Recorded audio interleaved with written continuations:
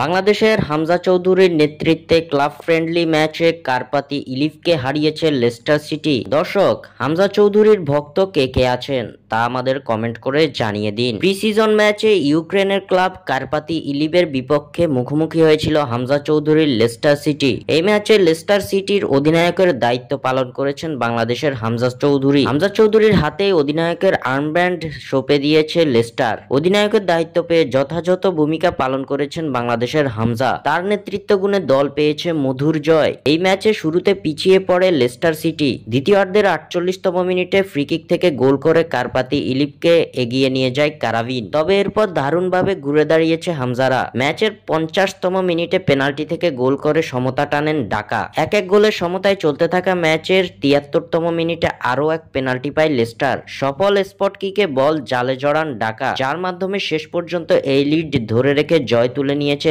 হামজা চৌধুরীর Leicester city. এই ম্যাচে ৭৫তম মিনিট পর্যন্ত মাঠে ছিলেন হামজা চৌধুরী।